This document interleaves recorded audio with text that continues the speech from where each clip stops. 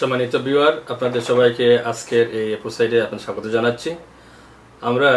গত সপ্তাহে যে ফ্যামিলি ভিজিটের বিষয়গুলি আলোচনা করেছিলাম, যে ফ্যামিলি ভিজিটের রুলস এবং রেগুলেশনস এবং রিকোয়ারমেন্ট বিষয়ে, সে বিষয়টা কন্টিনিউ করার জন্য আমরা আজকে ফোকাস করব মেনলি ফ্যামিলি ভিজিট অ্যাপ্লিকেশন করার পরে যদি আপনার রিফিউজ হয় সেক্ষেত্রে আপনি আপিল করবেন কিনা এবং আপিল করলে আপনার প্রসপেক্ট উইন করার সম্ভাবনা কতটুকু এবং আপিল না করলে আপনার অল্টারনেটিভ কোনো রেমেডি আছে কিনা। আপনারা হয়তো জানেন যে 2013 জুলাই থেকে ফ্যামিলি ভিজিটের আপিলের অ্যাপ্লিকেশন করার ক্ষেত্রে 2013 জুলাইয়ের পরে কেউ অ্যাপ্লিকেশন রিফিউজ হলে ফ্যামিলি ভিজিট অ্যাপ্লিকেশন করার পরে ওই সব অ্যাপ্লিকেশনের ক্ষেত্রে কিন্তু ফুল আপিল রাইটটা কিন্তু তখন থেকে উইথড্র করা হয়ে যায় এবং সেখানে বলা হয় শুধুমাত্র আপনি আপিল করতে পারবেন যদি আপনার এই আপিলের গ্রাউন্ডটা হয় হিউম্যান রাইটসের গ্রাউন্ড। দ্যাট মিনস যে আপনি অ্যাপ্লিকেশন করেছিলেন আপনার ফ্যামিলি মেম্বারকে দেখার জন্য, আপনার হাজব্যান্ড বা ওয়াইফ, পিতামাতা বা অন্য সন্তানাদেরকে দেখতে যাচ্ছেন এবং এই বিষয়টা আপনার ফ্যামিলি মেম্বারকে দেখাটা কিন্তু আপনার একটা অধিকার, এটা আপনার মৌলিক মানবিক অধিকার এবং হিউম্যান অধিকার, হিউম্যান রাইটস, যেটাকে আমরা বলি ফ্যামিলি রাইটস। ওই গ্রাউন্ডটা ছিল মেইনলি অ্যাপ্লিকেশন রিফিউজ হলে আপিল করার। কিন্তু আমাদের অভিজ্ঞতা যেটা হলো লয়ার হিসাবে, ফ্যামিলি ভিজিটের ক্ষেত্রে হিউম্যান রাইটস গ্রাউন্ডে অ্যাপ্লিকেশন করার পর রিফিউজ হলে আপিল করলে অনেক সময় কোর্টের পক্ষ থেকে ভালো রেমেডি পাওয়া যেত না আনলেস আনটিল ভেরি সিরিয়াস এবং কম্পেলিং কেস থাকতো। কিন্তু রিসেন্টলি আপার ট্রাইব্যুনাল থেকে জাজমেন্ট আসছে, যেটা আমরা মনে করি এটা আমাদের জন্য একটা উপকারী এবং আমরা অনেকেই এখান থেকে বেনিফিট নিতে চেষ্টা করব। কারণ আমরা জানি যে এই যে রুলগুলো চেঞ্জ হচ্ছে হোম অফিসের পক্ষ থেকে ঘন ঘন চেঞ্জ হচ্ছে, দ্যাট মিন যাতে করে এই দেশের ইমিগ্রেশন সিস্টেমটাকে অ্যাবিউজ করতে না পারে। পাশাপাশি এটাও বলা হচ্ছে রুলে যে আপনার যদি রুলটা ইমপ্লিমেন্ট করতে গিয়ে কারোর রাইটটা ভায়োলেট হয় সেক্ষেত্রে কিন্তু এটা আপনার আপিল করার সুযোগ আছে এবং একটা কোর্ট দেখার মতো কোর্টকে পাওয়ার দেওয়া হয়েছে। এখন এই জাজমেন্টের আলোকে বলা হচ্ছে যদি হাজব্যান্ড বা ওয়াইফ এরকম ক্লোজ ফ্যামিলি মেম্বার কেউ থাকে বা ছেলে বা মেয়ে তার পিতামাতাকে দেখার জন্য আসতে চাচ্ছে, যদি এরকম ক্লোজ ফ্যামিলি মেম্বার কেউ হয়ে থাকে এবং অ্যাপ্লিকেশন করে থাকে ফ্যামিলি ভিজিট করার জন্য, শুধুমাত্র family visitor, not permanent temporary বেসিসে আসার জন্য, এবং এরকম অ্যাপ্লিকেশন রিফিউজ করে থাকে, তাহলে কিন্তু কোর্ট বলতে চাচ্ছে যে এক্ষেত্রে আপনার হিউম্যান রাইট যেটা আমরা আর্টিকেল 8 বলে থাকি সেটা এঙ্গেজড হয়ে যায় এবং এটা ক্ষেত্রে রিফিউজ করলে অ্যান্টি ক্লিয়ারেন্স অফিসারের দায়িত্ব হলো জাস্টিফাই করা যে এই রিফিউজালটা ছিল হিউম্যান রাইটসের যে কেসটা আপনি করেছিলেন, অ্যাপ্লিকেশন করেছিলেন ফ্যামিলি ভিজিটের জন্য, আপনার এই রাইটসটাকে ব্রিচ করাটা এবং আপনাকে রিফিউজ করাটা জাস্টিফাই ছিল এবং প্রপোর্শনাল ছিল। এটা লিগ্যাল টার্মিনোলজি প্রপোর্শনাল, সেটা অর্থ হলো যে হোম অফিসকে প্রমাণ করতে হবে কোর্টকে যেটা এই ডিসিশনটা অ্যাকর্ডিং টু ল হয়েছে। এক্ষেত্রে একটা কথা বলে রাখি, যেটা যে হোম অফিস গাইডলাইন্সে বলা হচ্ছে যে আপনি শুধুমাত্র আপিল করতে পারবেন যদি আপনার অ্যান্টি ক্লিয়ারেন্স অ্যাপ্লিকেশন রিফিউজ হয় হিউম্যান রাইটস গ্রাউন্ডে, এবং এটাও বলা হচ্ছে গাইডেন্সে যে আপনি অ্যাপ্লিকেশন করার সময় বলতে হবে সেটাকে আপনার হিউম্যান রাইটস ক্লেম। তা আপনি কীভাবে বলবেন? অ্যান্টি ক্লিয়ারেন্স অ্যাপ্লিকেশন যখন করবেন ফ্যামিলি ভিজিট করার জন্য, যেটা আমরা স্ট্যান্ডার্ড ভিজিটর, যেখানে ফ্যামিলি মেম্বারকে ভিজিট করার বিষয়টা ইনক্লুড হয়ে গেছে, সেখানে আপনি একটা কাপল লেটার লিখতে পারেন যে আমি আমার ফ্যামিলিকে দেখতে চাই, আমি দেখার সুযোগ পাচ্ছি 9 দিন থেকে, আমার হাজব্যান্ডকে দেখতে চাই বা আমার ওয়াইফকে দেখতে চাই, বা ছেলে মেয়ে দেখতে বলতে পারে বাবাকে দেখতে চাই, মাকে দেখতে চাই, এবং এটা আমার ফ্যামিলির লাইফটা মেনটেন করার জন্য, ফ্যামিলির সম্পর্ক রক্ষার জন্য আমার এই যোগাযোগটা দরকার। কারণ আপনারা জানেন অনেকে দেখা যাচ্ছে যেটা যে এই যে ফ্যামিলি স্পাউস আসার ক্ষেত্রে যে 80,600 পাউন্ড ইন্ট্রোডিউস করা হয়েছে 2012 জুলাই থেকে,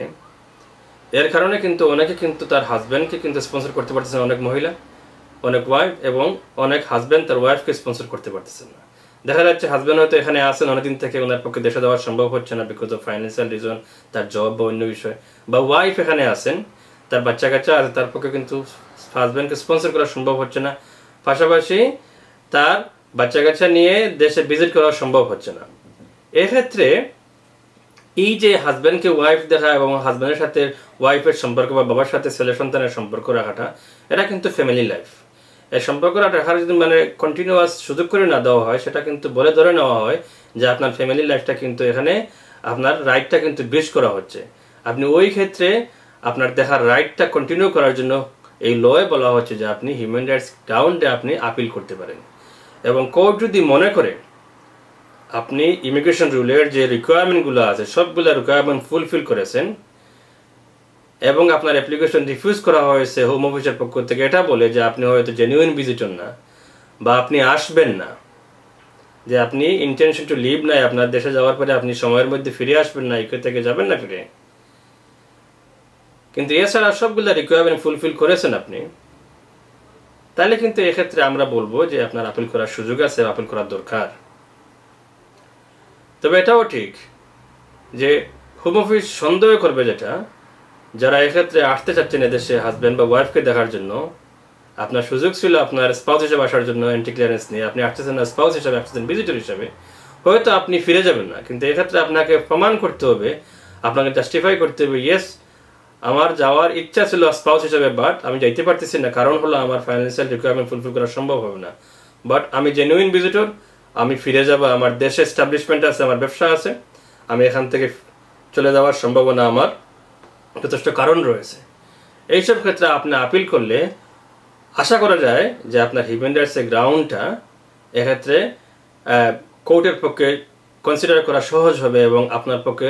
জাজমেন্টে আসার সম্ভাবনা আছে। কিন্তু এটাও ঠিক যে কোর্ট যদি মনে করে যে আপনি যে অ্যাপ্লিকেশন করেছেন সেই অ্যাপ্লিকেশনের ক্ষেত্রে ডকুমেন্টারি এভিডেন্সের ক্ষেত্রে যেগুলো আপনার দরকার সেগুলো আপনার সুযোগ দেওয়া হয় নাই, তাহলে কিন্তু কোর্ট এক্ষেত্রে ডকুমেন্টারি এভিডেন্সগুলো কনসিডার করবে না, কারণ কোর্টকে বলা হচ্ছে যে আপনি ডকুমেন্টারি এভিডেন্স বা ইমিগ্রেশন রুলটাকে ফলো করা হয় নাই সেই বিষয়গুলো আপনি কনসিডার করার আপনার ক্ষমতা কোর্টকে দেওয়া হয় নাই। কোর্টকে কিন্তু ক্ষমতা দেওয়া হয়েছে আপিল করার ক্ষেত্রে ওইটাই কনসিডার করা যে আপনার হিউম্যান রাইটটা ভায়োলেশন হয়েছে কিনা এই জাজমেন্টের কারণে, এই রিফিউজালের কারণে, এই এন্ট্রি ক্লিয়ারেন্স রিফিউজালের কারণে হিউম্যান রাইটসটা ভায়োলেশন হয়েছে কিনা কনসিডার করা। আশা করি আপনারা বুঝছেন যে বিষয়টা আমি বলতে চাচ্ছি। এখন যদি কেউ মনে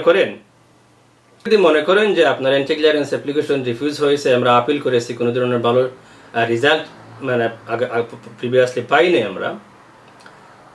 কিন্তু আমরা যেটা বললাম একটু আগে যে যেহেতু কোর্টের জাজমেন্ট এখানে আছে সেক্ষেত্রে আপনাদের একটা, এবং যারা অ্যাপ্লিকেশন করে রিফিউজ হবে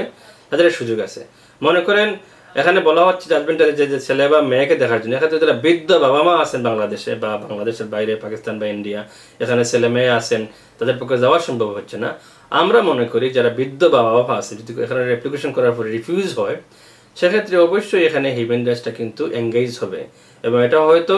সহজ হবে কোর্টকে সাথে প্রুভ করা যে আপনার বাবা মা এদের হাতে যাচ্ছেন দেখার জন্য আপনাকে এবং রিফিউজ করতেছে, এটা আপনার ভায়োলেশন অফ হিউম্যান রাইটস হয়েছে। সেক্ষেত্রে আপনি অল্টারনেটিভ রিমেডি হিসাবে জুডিশিয়াল রিভিউ করতে পারেন আপার ট্রাইব্যুনালে, বাট জুডিশিয়াল রিভিউটা কিন্তু এক্সপেন্সিভ প্রসেস এবং জুডিশিয়াল রিভিউ করার পরে যদি আপনি করেন এবং সেটা অ্যাকসেপ্টেড না হয় তাহলে কিন্তু কোর্টের পক্ষ থেকে এটা বলা হয় কস্ট অর্ডার, যে হোম অফিসে যে কোর্স যেটা হবে সেই কোর্সটাকে আপনাকে দিতে হবে। এই হলো জুডিশিয়াল রিভিউর নেগেটিভ সাইড। আর পজিটিভ সাইডের মধ্যে আপনার অ্যাপ্লিকেশনটা কোর্টে কনসিডার করে পজিটিভলি এবং সেখানে ফাইন্ড আউট করে ডিসিশন মেকিংটা আনলফুল ছিল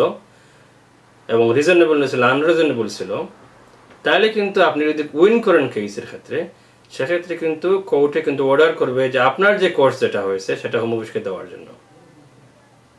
তবে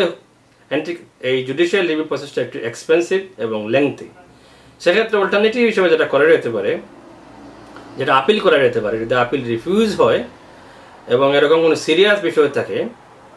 সেই বিষয়টাকে একটা পর্যায়ে টেকনিক্যাল কিছু বিষয় এখানে ইনভলভ আছে, সেটা এক পর্যায়ে জুডিশিয়াল রিভিউ করা যেতে পারে, বাট এই বিষয়গুলো কিন্তু খুবই সময় সাপেক্ষ এবং এক্সপেন্সিভ। তো আমরা আজকে এখানে শেষ করতে চাই এটা বলে যে আপনাদের ফ্যামিলি ভিজিটের ক্ষেত্রে কেউ যদি রিফিউজ হয়ে যায়, বিশেষ করে হাজব্যান্ড বা ওয়াইফ একে দেখতে চাচ্ছেন এবং আপনার জেনুইন ভিজিটর ছেলে মেয়ে দেখতে চাচ্ছেন বাবা মাকে বা বৃদ্ধ মা বাবা দেশের সন্তানকে দেখতে চাচ্ছেন, এরকম ক্ষেত্রে ফ্যামিলি ভিজিট করে রিফিউজ হলে আমরা আপনাদের সবাইকে বলতে চাই যে আপনার আপিল করা দরকার। কারণ আপনি যদি আপিল না করেন, চ্যালেঞ্জ না করেন, কোর্টের পক্ষে ডিসিশন দেওয়া কিন্তু সম্ভব না। আমরা যারা লয়ার আছি আপনাদের মানে বিভিন্ন কেস আমরা ডিল করি, আমরা কিন্তু ইচ্ছা করলে কোর্টে যাইতে পারবো না। কোর্টে যাওয়ার জন্য কোর্টকে সুযোগ করে দেওয়া দরকার, কোর্ট যেন বিষয়গুলো লুক ইন্টু করে এবং কোর্টের বিষয়গুলো দেখে কোর্টের পক্ষে কিন্তু জাজমেন্ট আসলে এটা কিন্তু অনেক সুদূর প্রসারী ফল সকলের জন্য বয়ে নিয়ে আসে। আশা করি আপনারা এখান থেকে উপকৃত হবেন এবং এখান থেকে আরও কোনো জানার সুযোগ থাকলে আমাদের ইমেইল আছে, আপনি যোগাযোগ করতে পারেন। আশা করি নেক্সট উইকে আপনাদের সাথে ওই সময় দেখা হবে। ততক্ষণ পর্যন্ত ভালো থাকুন। আল্লাহ হাফিজ, ধন্যবাদ।